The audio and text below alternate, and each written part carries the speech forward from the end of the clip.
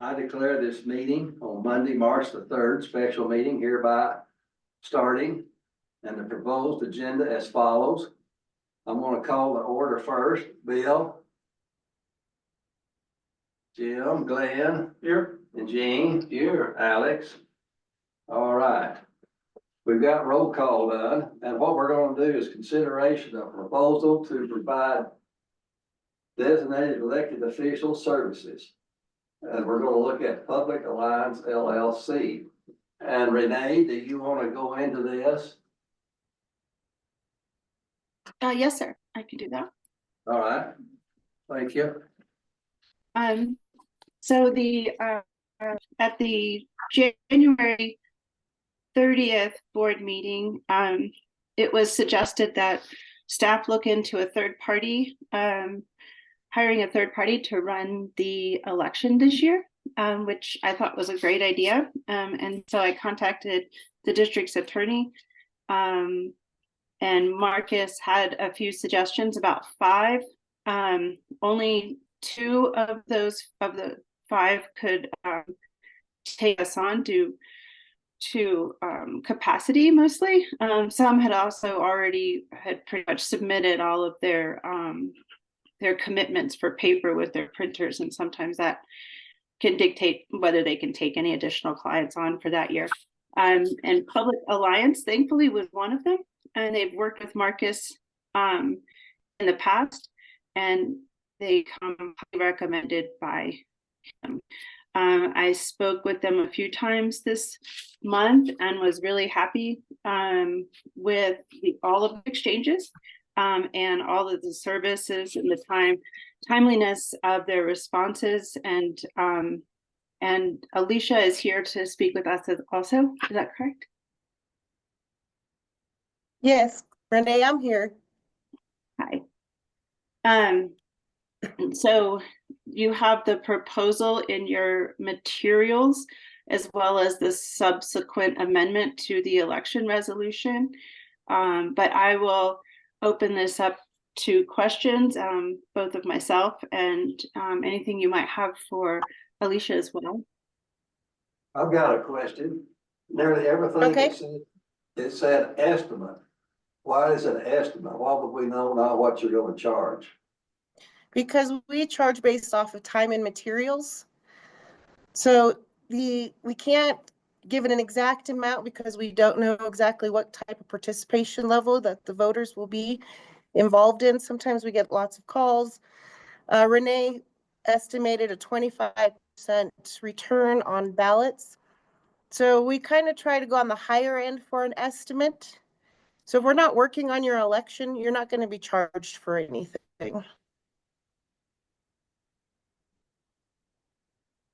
So that's kind of a worst case scenario.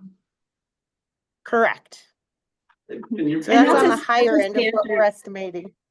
Yeah, a lot of the contracts are structured that way for election services because it's difficult to gauge how much time is going to be spent.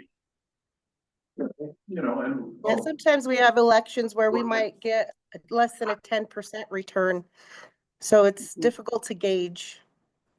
Mhm. Well, I mean, that's why we made a choice years ago to go away from a polling station election, which at that time was a lot less expensive. State law may have changed, it may be much more expensive like everything else, but we did that because we didn't think it was fair to be making these decisions on boards that are gonna spend scores and scores of millions of dollars with, I think I was elected with 190 votes.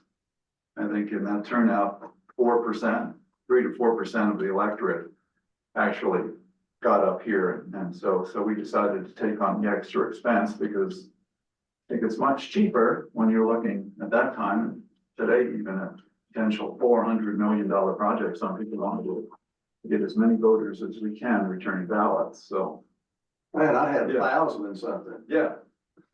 Yeah, so you were both pretty popular. well, that's probably about our popularity, 2-5 to 1, but still, I'm just. Anyway, mail ballots are expensive, but in the long run, I think they're extremely inexpensive rather than, Renee, a question for you, the designated election official, that would be this firm as well? That's correct. So the designated election official would be Yes, AJ sir. Beck. And they can appoint me as a deputy. Okay, Mhm. in the past, you have been the. And I think elected- it's best that way. That's correct. I Okay. think it's best that way, and Public Alliance and myself had a good conversation about it. It's really, I think the oversight is cleaner, and if it's under one designated election official is covering the lion's share of the election activities versus I'm the designated election official and they're just doing as directed as my deputy in tasks that I need them to handle. I don't know, Alicia, feel free to correct me if I'm wrong, but I just, and if for some reason the election were to be contested, it's much cleaner to track all the who did what's and where the pieces of paper are and all of that. All of the accounting of all the documents. In a few of the highly contested elections we've been involved in, it's helpful that we're not affiliated directly with the district itself. So some have a belief that we are leaning one way or another, but because we're not linked with you, it kind of helps them realize it's a little bit more open and transparent. I mean, it's probably, it would be the same, but the perception is that it's a little bit more open and transparent. I've got a question then. Renee, will you, you call something to them, you're saving them money, are we getting the benefit of you doing that? And our price that's quoted here? Well, because I'll only help them to the extent that they need help from me and they want help from me. They're going to run the election. There will be a couple of things like replacement ballots. We'll need to handle that on site for the most part. We still haven't worked out all the details of that. But if someone comes in the day before the election, obviously they're going to need to get a replacement ballot from me. And in order, to get that all turned around in time. That's just one little piece of where I could be of assistance. And then I'll have to have a drop-off location from 7 a.m. 7 p.m. Locally. That will likely be, I'm thinking Lynn Avenue, but I haven't worked that one out yet. But it is a benefit to the district because it's time and materials, and so that will be time they won't be spending and billing. So you'll be drawing the $145 that they're charging us for your time.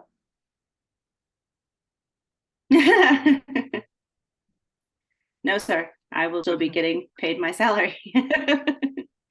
And that's just fine. I am more than happy to help in any way that they need my help. But like I said, they're the designated election official and they're going to be running the election. So Renee, you've done the elections in the past for PAWS. Do you find the number 25,000 to be a good number for the materials and the postage?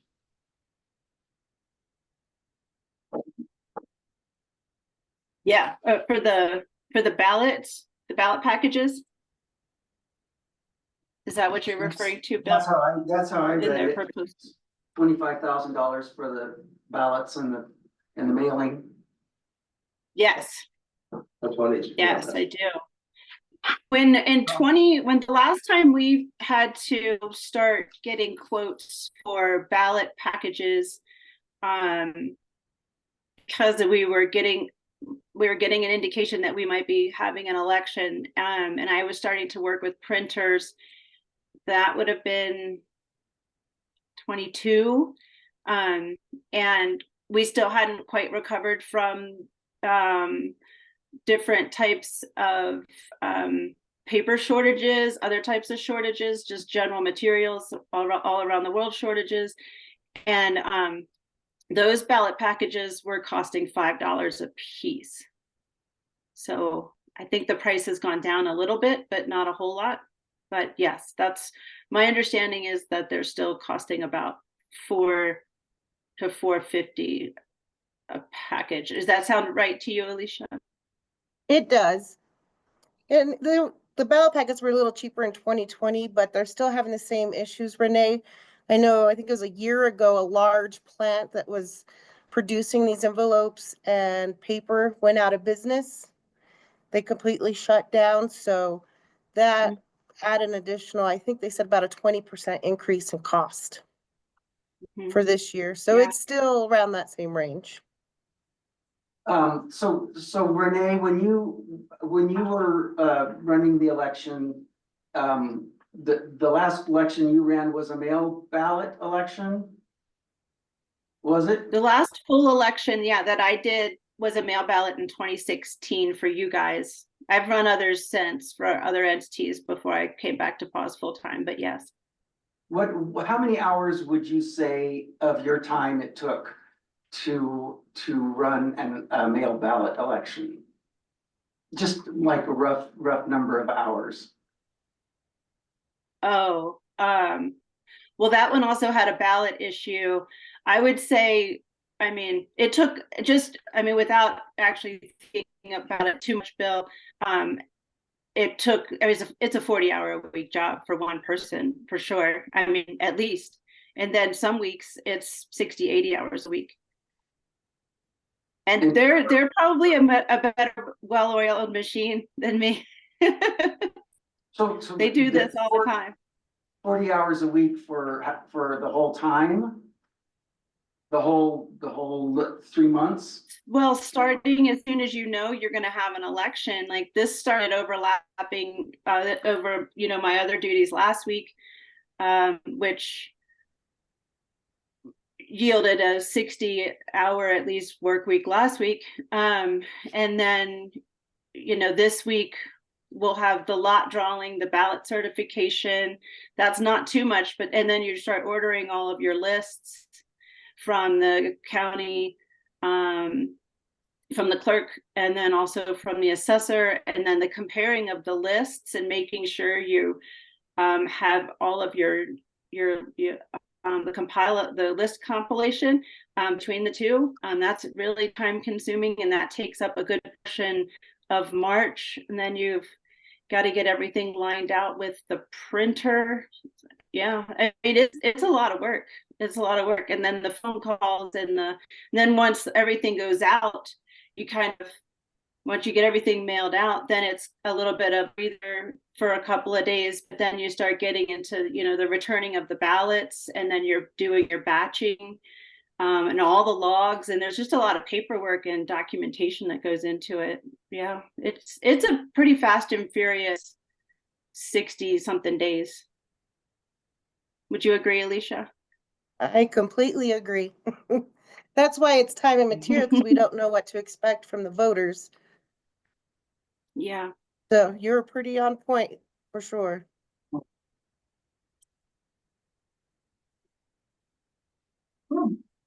Just the way it is, I guess. Is there a reason that we didn't get 3 bids on this project?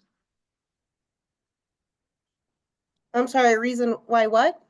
We didn't get Why you didn't get 3 bids on this project? You only received, we were only able to find one entity out of the 5 that Marcus recommended. Well, the statute only doesn't require 3 bids because that's $120,000 threshold. The timing wouldn't have allowed for that. I called everybody I possibly could, and only 2 firms would even entertain taking us on. Public Alliance being one exclusively taking us on, and they being the DEO, and the other one would have a hybrid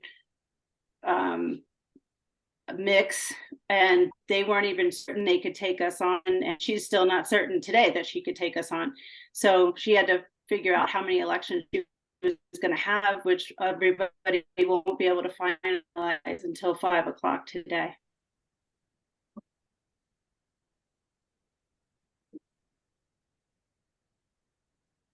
Okay, those are my questions. Okay, anybody else got any more questions? No? Well, do we want to enter into this agreement? If we do, we're gonna have to have a motion. I'll make a motion. That we, accept the contract with Public Alliance LLC, which is resolution 2025-03 amended, No? calling for the, 2025 regular district election and appointing a district. I think that's the next agenda item. I think you just have to. Oh, but number 3? Yeah. Well, one's a consideration of proposal and the other is a resolution. Which one do you want? Do the consideration first and with the Oh, okay. resolution. second. Yeah, could we do them separately, please? You say separately? Yes, Yeah. Okay. Yes, please. We consider the proposal to provide designated election official services for Public Alliance LLC. Okay, do I have a second? I'll second. Okay, motion. Second by Bill. Any more discussion? If not, all in favor, say aye. Aye. Motion carries unanimous. Okay, now we need a motion to go in for official contract. well, no, I think it's the resolution that we're gonna change the election official from Renee to Relay two. Alliance. Yeah, okay. Well, I screwed it up first time. Okay. Well, if you want, I I move to approve resolution 2025-03, amended resolution going for the 2025 regular district election and appointing a designated election official. Okay, Second? okay, motion's been made. Second, any more discussion? If not, all in favor? Aye. Motion carries unanimous. Thank you. Thank you. Thank you, everybody. Thank you, Alicia. Thank you very much. Appreciate it. And we'll be in contact with you tomorrow morning if that's okay. Okay. Perfect. Yep. Okay, great. Thank you. Have a great night. Yeah, thanks. Thank you, you What- too. One other quick item, although this is probably kind of a moot point, Quick. because the elections come up in May, but since Alex is not here, as you guys probably are aware, if board members miss so many meetings that aren't excused, they get automatically get from board. So we typically allow the board to vote on whether to excuse the absence or not. And so I'm just asking. Yeah, what have a excuse. I move to excuse the absence of Alex had stomach issues. Second. Okay, all in favor? Aye. That's all I got. Okay, I might mention that I did sign $1 million check. And Did I spell my name right? we're gonna get it back. That's when Aaron, and Renee and I went up to North and met with the state. That was 2 summers ago. wasn't it? That was Or year. really last spring, so. Yeah. It was October of 2023. Yeah, that was, you're. Sorry, I remember it was kinda cold. Yeah. And anyway, so that'll get us that $1 million back. Nice. Thank you very much. Okay, thank you. Yes. Motion. Your motion is adjourned. Yes. Okay, second. Second. All in favor? Aye. Aye. Carried. Thanks, everybody. Thanks, everybody. Thank you. Enjoy the evening.